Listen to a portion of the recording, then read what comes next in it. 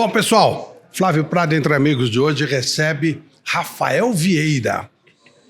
Mas quem é o Rafael Vieira? Você não sabe quem é. Mas se eu falar que é o Ju Canalha, aí o cara já sabe quem é. Grande fera! Ju Canalha, que bom te receber aqui, meu irmão. Que prazer. Tudo bem? Prazer é todo meu. Tudo bem, graças a Deus. Prazer enorme estar com você e vir aqui participar do seu quadro, do seu programa. E estou muito feliz de estar aqui. Legal. O Ju Canalha é um influencer, como a gente diz aí, né? Quantos seguidores você tem? Quantos inscritos? No YouTube a gente passou de 1 milhão e 100. No Instagram a gente tem mais de 700 mil. TikTok, juntando outras redes sociais, Facebook. E a gente passa aí quase 2 milhões aí de seguidores em todas as redes sociais. E é engraçado. Como é que surge um influencer? E aí que a gente vai conversar. Você nasceu rico, você teve um esquema de muita promoção e tal. Conta, onde você nasceu? Como é que é a tua história?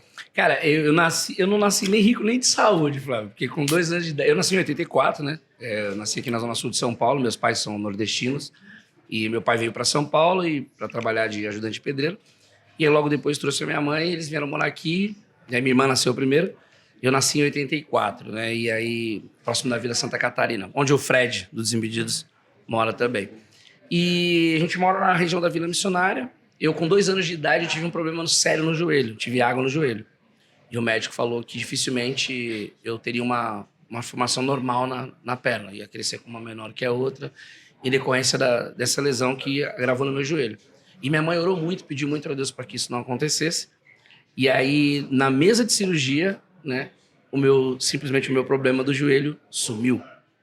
Né? Não chegou a operar? Não cheguei a operar. Foi na Copa de 86. Tanto é que o médico pega uma bola de futebol, uma mini bola, e ele conta para minha mãe que joga a bola. Eu levantei da mesa de cirurgia, ele me tirou da mesa e falou, corre lá para buscar. E eu corri, peguei a bola e entreguei na mão dele. Você não andava? Não andava. Minha mãe me levou até o hospital, eu no colo, porque minha perna estava muito inchada. Né? Então eu mal engatinhava, mal andava com a perna por conta da perna inchada. Então, com 2 anos de idade, eu recebi um milagre de Deus e consegui levantar da mesa de cirurgia e ir embora para casa.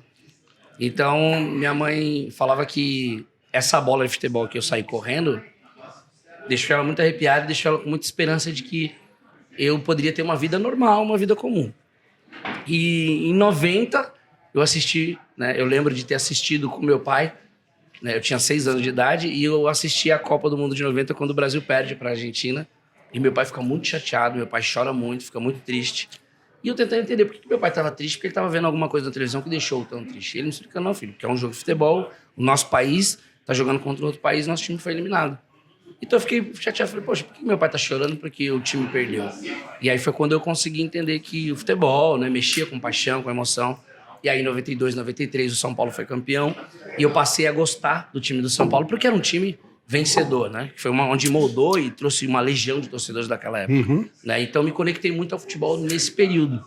Né? Então sempre sonhei ser jogador de futebol, sempre tive esse sonho de ser um atleta, de ser jogador, e claro, né, assim como muitos moleques de periferia, porque eu moro na periferia de São Paulo, moro lá até hoje, que é o sonho de ser jogador de futebol e mudar a vida da sua família.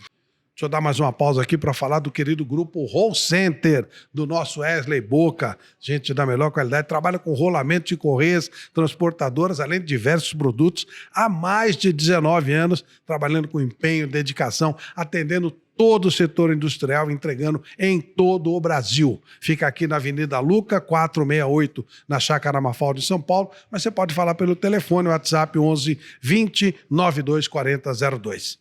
Vamos nessa, Grupo Roll Center, marca de qualidade e respeito há quase 2 décadas. Você nasceu numa comunidade ou não? Sim, eu nasci na Vila Santa Catarina, próximo da Rua Alba, aqui na Zona Sul de São Paulo, em 84. Em 86, no final de 86 para 87, a gente foi morar na Vila Missionária, que é próximo do Jardim Miriam, divisa de Diadema. E tô lá até hoje. Moro lá, não na mesma casa. Eu morava na Romualdo Mauro e fui para Papagaio Magro, que é uma esquina, né? Fui para Rua de Cima. E moro lá até hoje. Meus pais, graças a Deus, eu pude, com uma condição de trabalho, eu consegui dar uma casa para meus pais. Hoje eles moram na Praia Grande, né? E eu moro na mesma casa desde os anos 90. A gente chegou lá no finalzinho de 89, eu ajudei meus pais a construir essa casa. Mesmo criança, eu e minha irmã, a gente ajudou. Meu pai, a gente entrou na época que a gente foi morar nessa casa, é um local assim, é uma vila, né? Que é um bairro periférico. Então meu pai só murou a casa, bateu a laje, a janela de casa, Flávio, era uma madeira, né? Não tinha água, não tinha luz, a gente pegava do vizinho emprestado. E eu cresci, tava até falando pro César que eu cresci na época que usava o candeeiro, né? O mesmo candeeiro para a sala, para a gente se reunir, é o mesmo candeeiro que levava para a cozinha para a gente jantar e o mesmo que levava para o quarto até a gente dormir. Então, assim, eu passei muita dificuldade. Meus pais não sempre lutaram para a gente ter educação, mas a gente não tinha uma condição boa. Sempre estudei Passou escola. fome? Oi? Passou fome? Os meus pais, sim, quando moravam no Nordeste. Mas quando a gente veio para São Paulo, a gente beirou a ter necessidade, assim. Tipo, tinha arroz, feijão e ovo. Tinha arroz, feijão e às vezes uma salsicha. Graças a Deus a gente não faltou comida dentro de casa. Porque meu pai sempre trabalhou. Meu pai, auxiliar de pedreiro e servente de pedreiro. Minha mãe, empregada doméstica. Então, eu sempre cresci indo com os meus pais. Com a minha mãe para o trabalho e voltava. E aí, estudamos, eu e minha irmã. Graças a Deus a gente levou o estudo muito a sério. Até porque meu pai deu duas opções. Ou estuda, ou estuda. Não tinha outra... Queria sair daquilo que ele viveu, porque ele falou, você vai ter tudo aquilo que eu não tive, a oportunidade de estudar. Você vai ter que fazer tudo. Tanto é que meu pai no futebol, meu pai não me apoiou muito a esse sonho de querer jogar bola, porque ele achava que isso não ia dar certo e que eu tinha que focar nos estudos para mim saber ler, saber escrever e ter uma profissão digna para que lá na minha idade de adulto não passasse o que ele passou. Então meu pai tinha muito medo de que eu sofresse o que ele sofreu. Em preconceito, em falta de oportunidade, em falta de conhecimento. Então ele brigou muito para que eu e minha irmã estudássemos. Tanto é que eu pedi uma vez para ele, eu falei, pai, você pode me dar uma bicicleta se eu passar de ano? Ele falou, não, você não vai ganhar nada se você passar de ano. Você tem obrigação de estudar e passar de ano. Senão você não vai ser ninguém na vida. Você tem que estudar, você tem obrigação. Aí de você chegar aqui em casa aqui com que você repetiu ou ficou de recuperação. Então eu cresci com a obrigação de estudo. Era aquilo que eu tinha que fazer e pronto. O futebol, a diversão, a brincadeira era sempre uma segunda opção. A primeira era sempre o estudo. E agradeço muito, porque... o futebol não virou, né? Não virou. Até porque eu não jogava muito, né? Não era bom. Eu mais brincava... Mas você bate bem na bola, ou aquilo é montagem? Eu nunca levei... Eu gostava de jogar futebol, mas nunca jogava sério. Eu sempre fui da zoeira. Eu sempre fui um cara muito cômico. Esse trejeito vem da família. Meu pai é sempre bem-humorado. Minha irmã faz teatro, dá aula de improviso, dá aula de curso de palhaço. Então eu cresci com essa alegria dentro de casa, né? Então eu sempre trouxe mais o futebol mais um jeito mais alegre. Eu nunca levava a sério, tipo... Eu não fui um cara muito competitivo, eu quero ganhar a qualquer custo. Eu sempre me divertia. Então o sonho de ser jogador foi se perdendo ao longo dos anos. Porque com 14, 15 anos eu já havia a necessidade de ajudar a minha família. Então eu fui pra rua, vender sorvete, né? Vendia... Sempre comprava umas coisas e revendia, para ajudar a complementar a renda de casa. E uma vez, uma história que ficou muito conhecida, que eu conto, foi quando eu jogava no Centro Olímpico e tinha uma oportunidade que o Leivinha estava levando alguns atletas que ia ter uma excursão no Japão. E eu não tinha chuteira para ir treinar. E meu pai comprou uma chuteira, né? E quando ele chega em casa, eu questiono meu pai, porque aquela chuteira não é uma chuteira de uma qualidade boa, de marca, né? A gente falava na época, se falava muito de Umbro, Mizuno. E aí ele me trouxe uma Pony. Era uma marca de chuteira que era abaixo das que eram costumavam usar. Era uma chuteira alternativa, pela condição que meu pai tinha. E aí eu questionei, eu falei, pô, pai, essa aí não presta, essa é ruim, eu queria uma melhor. E aí meu pai ficou muito chateado e muito decepcionado. Eu tinha 14 anos na época. E aí meu pai foi pra cozinha e cortou essa chuteira toda na faca. Ficou chateado, e aí eu vim pra cozinha achando que ele tinha uma outra chuteira pra me dar. Falei, meu pai tá me enganando. Meu pai super engraçado. Quando eu cheguei, ele tava no chão, cortando ela. Eu falei, pai, por que você tá fazendo isso? Ele falou, você falou que não presta. Só que você vai entender uma coisa. O pai passou 2 semanas pedindo vale, o adiantamento do salário para poder comprar isso para você. E eu cheguei aqui e você falou que não presta, que não serve. Foi o melhor que eu pude te dar. Só não vai te faltar educação e o pai vai lutar para não faltar comida no seu prato. O resto, o que você quiser de luxo, de benefício, você acha que é bom para você, que você quer muito ter, você vai para a rua trabalhar e vai conquistar. Você só não vai tomar de ninguém, senão eu te arrebento. Você tem que ir trabalhar para você lutar pelo que você quer. Você não quer uma chuteira bonita? Então vai trabalhar. Vai correr atrás. Qual foi o fim dessa história? Você conseguiu a chuteira, você foi com o Leivinho ou acabou no hino? Não fui, não joguei, fiquei muito chateado. E no outro dia, o sonho de ser jogador, de lutar, para ir na escolinha treinar, eu abandonei. E fui Por causa trabalhar. desse episódio? Por causa desse episódio. Aí você foi trabalhar no quê? Eu fui vender sorvete na rua. Ah, tá. Porque eu me senti... Eu me envergonhei meu pai. Eu tive uma atitude que não era correta, eu desrespeitei ele, eu não valorizei o pouco que ele podia me dar. Então, a única forma que eu enxerguei eu vou tentar dar orgulho pro meu pai. Eu vou pra rua, eu vou trabalhar, eu vou ser alguém na vida e vou ajudar ele em casa. Então, eu sempre cresci com esse propósito. de ajudar o meu pai e a minha mãe a mudar o nosso quadro, a nossa vida e dar uma condição de vida melhor para eles. Jucanalha, você tá com a bufunfa aí, tá cheio da grana. Então é o seguinte, cara. Guimarães Aranha para deixar tudo bonitinho na sua padaria, na sua casa, na sua vida profissional. Assessoria empresarial e contábil de alto nível. Fica ali na Avenida Imperatriz Leopoldina, 150, no bairro Nova Petrópolis, em São Bernardo do Campo. Tem representação nos Estados Unidos. É garantia de segurança e tranquilidade para a sua vida. Sem aporreação. Depois, não deu certo, o contador aqui, você tem garantia de segurança de que tudo vai ficar legal. 11 4942 5260. Guimarães Aranha, fala com o Anderson, fala que você viu a gente aqui, você viu a gente falando da Guimarães Aranha, e você vai resolver todos os seus problemas empresariais e contábeis, beleza? E do vendedor de sorvete até chegar até aí, nós estamos falando do Rafael, né? Sim. E aí, como é que a coisa vai andando? Aí a coisa foi andando, porque o sonho de ser jogador ficou esquecido, ficou de lado. Aí volto a jogar só com os amigos na periferia, na Várzea, né, de São Paulo. E aí comecei a gostar de comédia, stand-up. Né? Assisti uma apresentação no Jô Soares, assisti uma apresentação que teve na TV e achei aquilo interessante. Falei, pô, mas isso eu faço na sala de aula. Eu gosto de fazer palhaçada com meus amigos rir, eu sou um cara super... Você já era assim, né? Sou extrovertido, quando reúne os amigos eu gosto de fazer a palhaçada, eu gosto de fazer a galera rir. Eu me sinto bem fazendo as pessoas sorrirem. Me sinto bem, mesmo com problema, com dificuldade, mesmo com a adversidade da vida, eu tento fazer alguém que está na minha frente feliz e sorrir, e isso me faz bem. Isso reflete em mim. Quanto mais eu tento fazer alguém feliz, mais eu me sinto feliz. Então eu vi no stand-up que era isso. Um cara sobe e começa a falar coisas engraçadas e as pessoas riem. Então aquele cara faz um monte de gente feliz. E aí comecei a acompanhar a comédia. E aí descobri que tinha um curso de comédia, né, dicas de como escrever o texto. Ninguém ensina a ser engraçado. Mas tinha um curso do Luiz França e do Fábio Lins que te ajudava a construir histórias para fazer a comédia stand-up. Para você saber introduzir a tua história e colocar em ritmo de piada. E aí lá eu conheci alguns comediantes que estavam no início de sua carreira. Thiago Ventura, Afonso Padilha, Márcio Donato, Renato Albani. E eu descobri o Gustavo Boleiro, um cara da comédia também, ele falou, a gente se reúne pra jogar bola. Você quer ir lá jogar com a gente? Porque eu perguntei, por que você apelidou Gustavo Boleiro? Não, porque eu jogo bola, então eu me apresento como Gustavo Boleiro, que eu sou da bola. E a gente joga bola, você quer jogar com a gente? Eu falei, pô, vamos. Aí eu cheguei lá e conheci o Bruno Carneiro, que fazia stand-up, que hoje é o Fred dos Impedidos. Então eu conheci o Fred antes, eu conheci ele como Bruno, porque ele fazia comédia stand-up também. Então eu comecei na comédia junto com ele, né? E aí conheci esses influenciadores, esses comediantes, e passei a me envolver muito com o futebol. E lá eu conheci Júlio Cocielo e o Igão. E eles falaram, cara, você é muito engraçado, você faz comédia? Eu falei, cara, eu tô começando, mas não tá conciliando, porque o meu trabalho e tal. Ele falou, quer gravar um vídeo comigo? O Cocielo me chamou. Eu falei, pô, vamos lá. E na época eu trabalhava na padaria, tem uma padaria na Zona Sul de São Paulo. E aí ele falou assim, tá, eu tô aqui com fulano, eu tô aqui com outro influenciador, eu tô aqui com outro influenciador e tô aqui com o Jucanalha.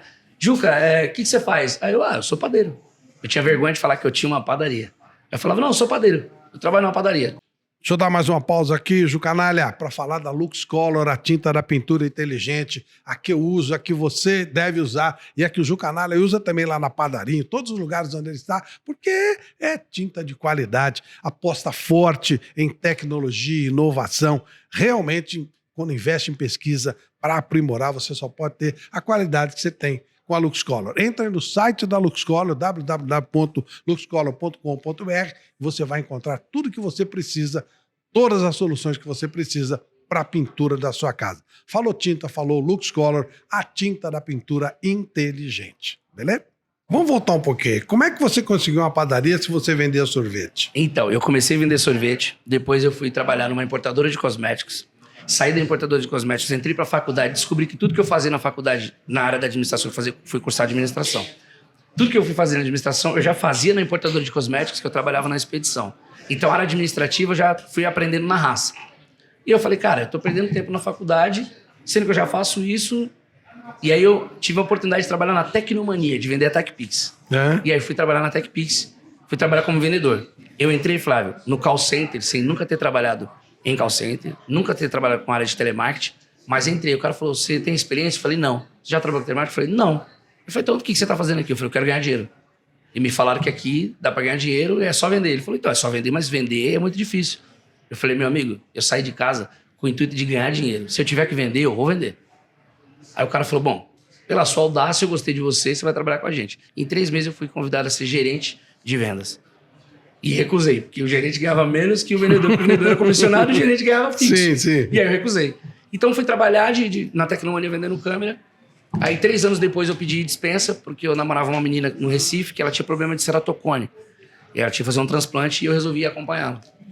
E lá eu comprei um bilhete, né, de sorteio e ganhei um carro, um New Civic na época. Só que eu peguei em dinheiro, não peguei o carro. Eu falei, se eu pego o carro, vou para São Paulo, eles valorizam. Lógico. Aí eu peguei o dinheiro e voltei para São Paulo e montei uma padaria junto com um amigo meu sócio, que era na rua da minha casa. Peguei uma padaria falida e a gente reformou essa padaria e reinaugurou ela. E aí comecei a trabalhar na padaria. Foi quando eu me envolvi e falei, pô, agora eu vou começar a ver comédia. Comecei a assistir comédia e conheci os comediantes. E aí entramos no padeiro. Eu sou padeiro, tá? Padeiro, sou padeiro. E aí quando eu me apresentei, eu sou padeiro, ficou muito engraçado. Porque a galera falou, o padeiro é engraçado, o padeiro chuta a bola no travessão sem olhar. E aí ele me convidou de novo. Ele falou, Juca, o seu vídeo foi muito sucesso. A galera gostou de você. Quer participar de novo? Eu falei, vamos. E eu participei do segundo, do terceiro. Aí o Fred estava ingressando no Desimpedidos e falou, vamos participar de um desafio comigo? E aí eu fui participar do desafio com ele. Então eu fui migrando em vários canais. Só que as pessoas me procuravam e eu não tinha um canal. E aí foi quando os meninos começaram a me incentivar. Juca, monta o canal no YouTube. Juca, monta o canal no YouTube. E aí eu falei, vou montar o canal no YouTube. Só que eu recebi o convite e a indicação para montar em 2015. Aí passou 16, em 2014, né? Aí passou 16, 17. No final de 2017 eu montei meu canal. E aí o Júlio Cossielo falou assim, eu tenho um projeto para ir com uma marca esportiva, com a Adidas, para a Copa do Mundo. E eu quero levar você. Eu falei, cara, mas tem tanto cara famoso, tem tanto cara... Ele falou, não, eu quero levar você. Você tem potencial, você é cômico, você é engraçado, você é espontâneo, você tem um coração maravilhoso e eu vou levar você. E ele comprou uma briga com a Adidas porque eu não tinha relevância na internet. Eu ainda estava aparecendo como convidado. Uhum. E aí o pessoal falou, não, em questão de marketing, visibilidade para a marca, esse cara não vai trazer números. Ele falou, pera aí que vai trazer. Aí ele rapidinho pegou o telefone e falou, galera, eu quero todos os meus seguidores aí, acompanhem o Juca, que eu quero que ele atinja 100 mil seguidores aí em 24 horas, porque tem um projeto que eu quero incluir ele e ele tem que estar comigo. E aí em 24 horas eu tive 100 mil seguidores no Instagram e sem nenhum vídeo no meu canal, montei o canal em dezembro de 2017 e sem nenhum vídeo eu já tinha 15 mil inscritos nesse canal. E a galera, cadê os vídeos? Solta o vídeo, padeiro. Solta o vídeo, padeiro. A gente quer te conhecer, padeiro. Cadê o vídeo, padeiro? E aí eu montei meu primeiro vídeo no YouTube. E aí ele bateu 500 mil visualizações em uma semana. Meu segundo vídeo no YouTube, uma semana depois, bateu 1 milhão de visualização. E aí o pessoal falou, então, agora dá pra levar ele. Realmente faz sentido, esse menino vai ter uma grande relevância. E aí eu vou pra Copa do Mundo em 2018 com o Júlio Cossielo. E aí gravando conteúdo, criando conteúdo lá, sendo o mais natural possível, pego as camisas dos times da minha quebrada e levo para a Copa do Mundo, né? E falo que aonde eu estou, eu represento, né, todos aqueles times, né? Eu tô ali representando os moleques da minha rua, os caras da minha quebrada, os times do meu bairro. Então isso meio que virou uma identificação com a periferia de São Paulo. E lá eu filmei uma situação de uma briga muito cômica, né? Que eu tento falar meio que inglês e meio brasileiro. Então viralizou isso no Brasil. E aí a Adidas tinha uma proposta que a Adidas patrocina o São Paulo em julho de 2018. E eu falei, pô, então eu quero voltar, eu quero estar presente. E aí eu volto, participo do lançamento da camisa do São Paulo. E aí quando eu vejo que o Aloysio me conhece, que o Kaká me chama pelo nome, eu falei, gente, esses caras me conhecem. O que tá acontecendo, né? E aí foi quando eu fui tendo a proporção e o entendimento de que o Juca, né, do canal Jucanalha, acabou ficando conhecido com o seu trabalho. E aí comecei a fazer vídeos de futebol. E eu emplaco que eu faço a faculdade de pênaltis, né? Que é a faculdade de pênaltis do Mas aquilo é real, você bate mesmo na bola daquele jeito. Sim. Eu sempre gostei de bater falta. Quando então eu jogava você treinava bola. aquilo. Isso. Só que aí as pessoas sempre falavam, quem bate falta não bate pênalti. O jeito de bater falta é de um jeito, o jeito de bater pênalti é outro. Eu falei, não, eu vou desmistificar isso.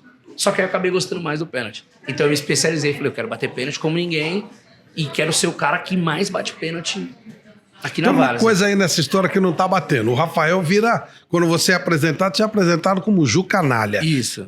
Por que o Rafael vira Jucanalha? Porque meu apelido é Juca. Por que Juca? O meu nome, olha, é muito engraçado. O meu pai errou meu nome na hora de me registrar. Era pra me chamar Walter Rubens. Onílio Walter Rubens. Só que meu pai bebeu muito no dia que eu nasci, comemorando, chegou lá e esqueceu o nome. E aí ele falou, eu vim registrar o nome do meu filho. Aí o cara falou, qual? Ele falou, esqueci o nome. Põe o meu. O nome do meu pai é Rafael Vieira Damasceno. E ele me registrou como Rafael Vieira Damasceno Júnior. Certo. Ele não colocou nem o sobrenome da minha mãe, ele colocou só o nome dele. E aí o cara falou, ó, você tem que colocar o Júnior, o filho, o neto, porque tem que ter a diferença entre o seu e o dele. Aí ele falou, põe Júnior. Porque o Júnior, né, joga no Flamengo, na seleção. Meu pai era santista, meu pai gostava muito do Júnior. Porque o Júnior jogava na seleção. Ele falou, não, o Júnior joga muito, é canhoto. Meu pai até brinca que ele falava assim, que ele queria que eu fosse canhoto, e eu sou canhoto.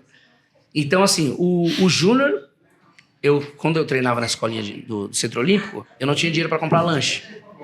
O que eu fazia? Eu passava por baixo da catraca, economizava o dinheiro do passe, do transporte, na época era o Vale Transporte, e trocava no lanche.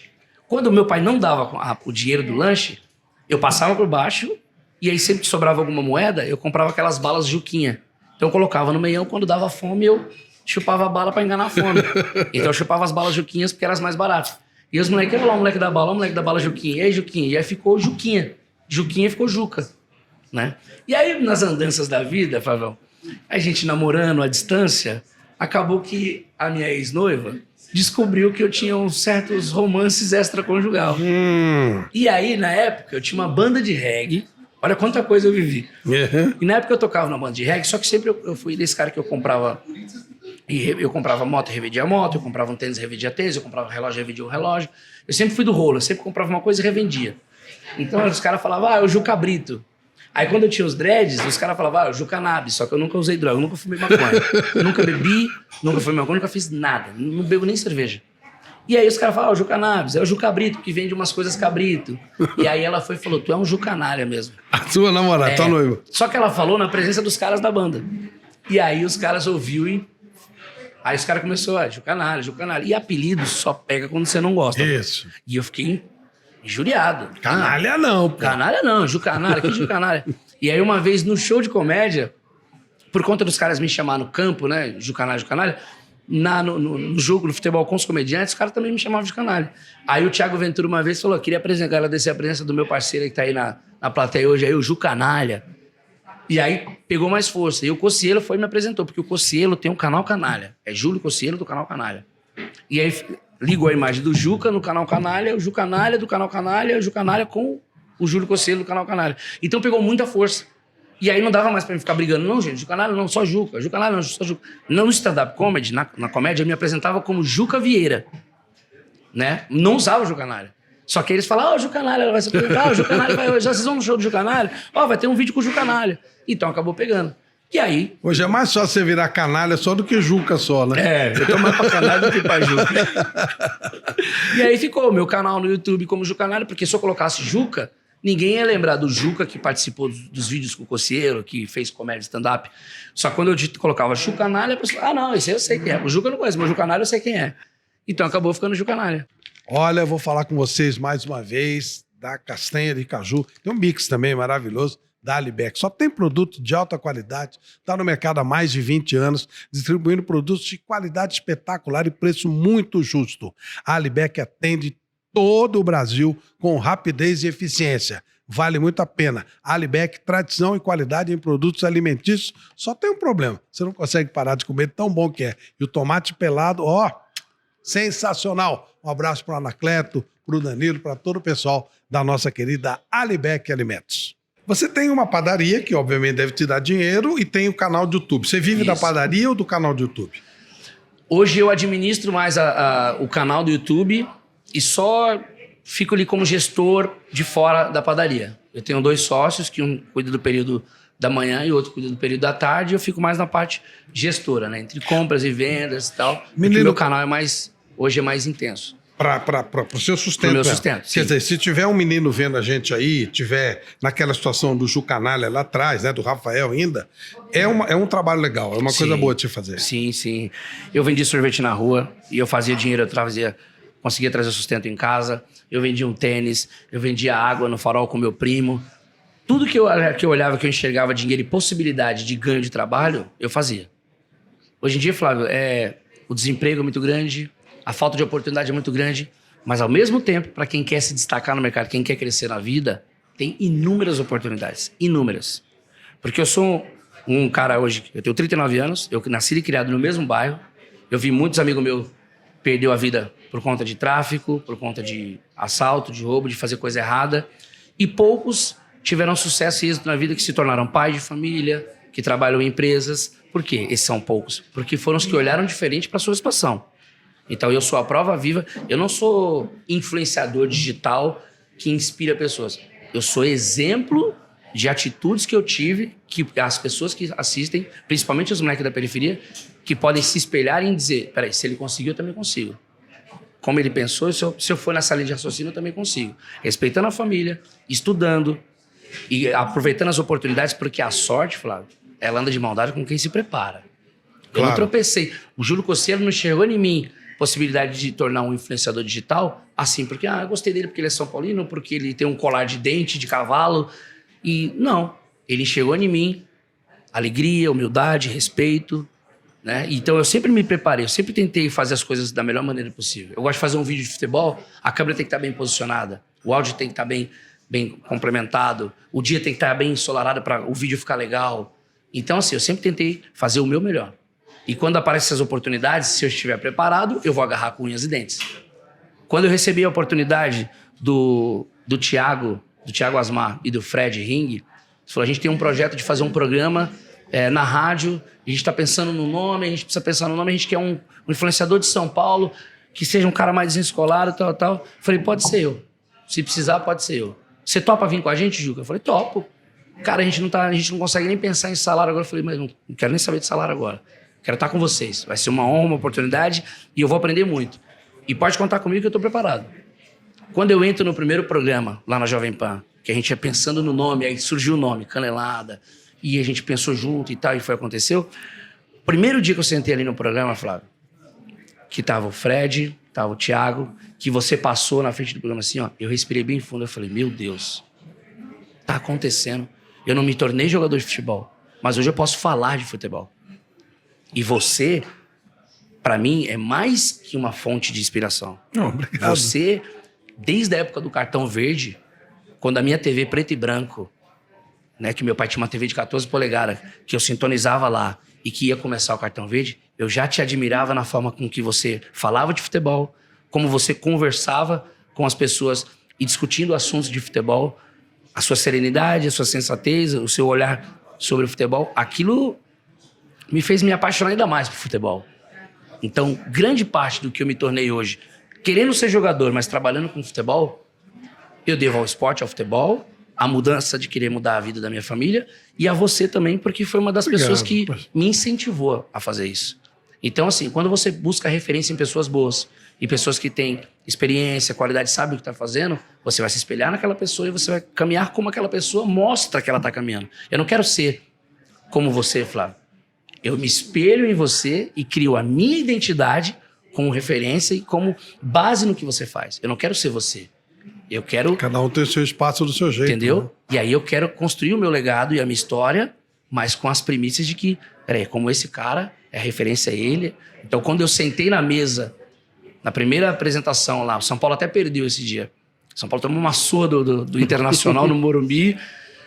E eu falei, cara, eu não posso dar mole, eu não posso vacilar aqui, eu tenho que fazer as coisas da melhor forma. Então eu tentei ser autêntico, né? Tentei ser verdadeiro e tentei falar do assunto abertamente de um jeito que fosse conectado com todo mundo.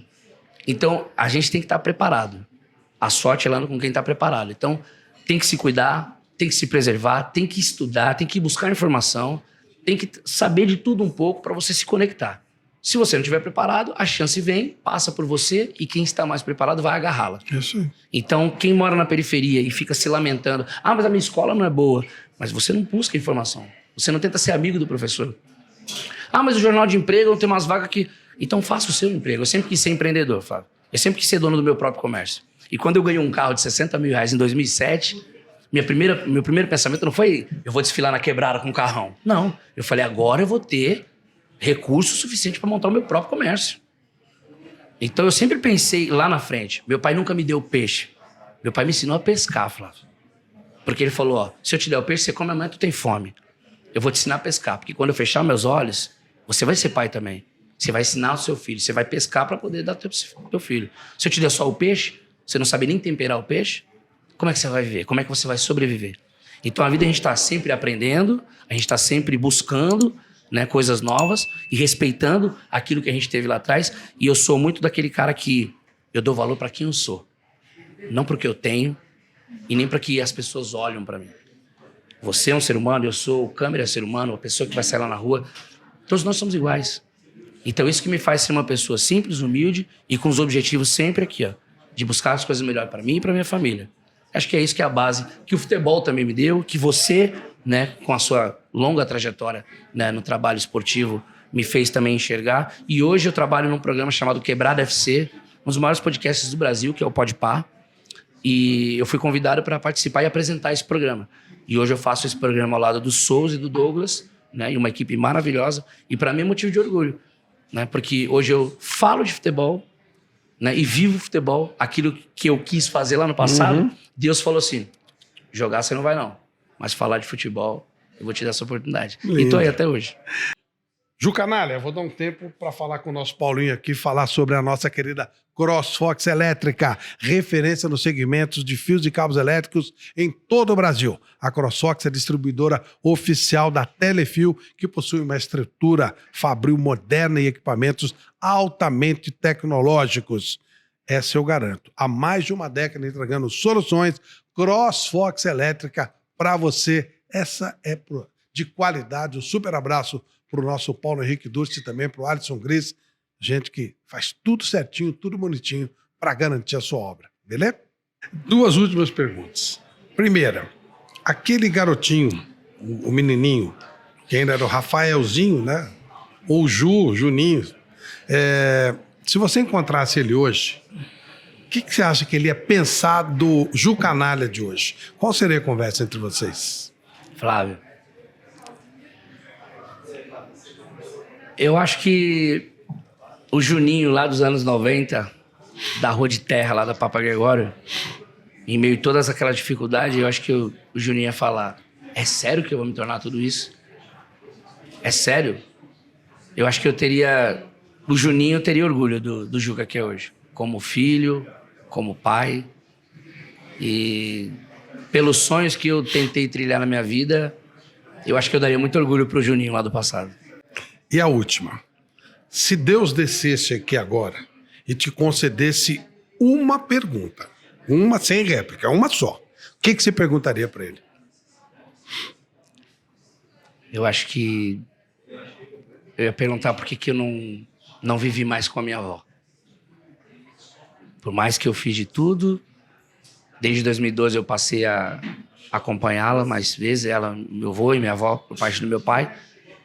E os meus avós, por parte da minha mãe, morreram em 92. Não tive tempo de cuidados, de conhecer, de ficar muito tempo com eles. Mas a minha avó, a mãe do meu pai, acho que eu perguntaria para ele por que eu não tive mais tempo com ela. Ela morreu? Morreu em 2018. Por que essa falta dela?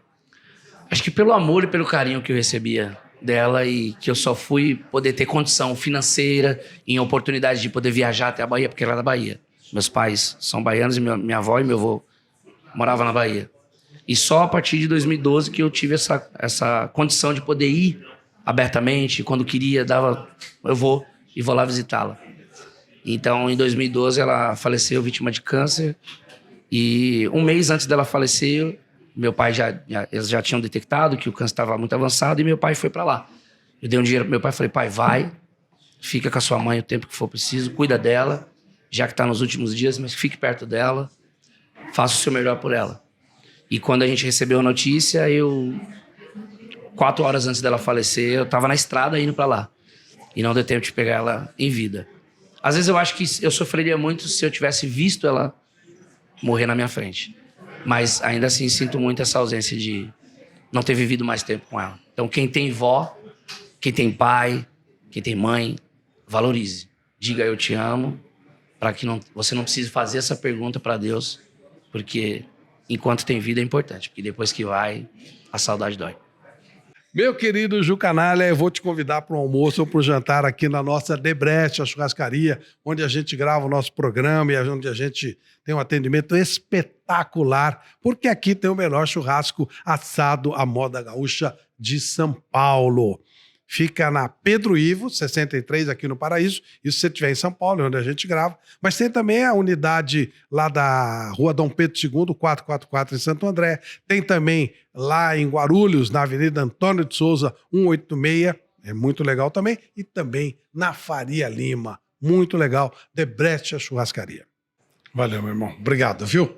Obrigado por estar com a gente. Obrigado pelo, um prazer pelo aqui. seu carinho conosco, que você sabe que ele é recíproco. Sim. Sou um grande admirador de todo o seu trabalho, dessa sua história linda de vida. Eu agradeço. Valeu, meu irmão. Tamo junto.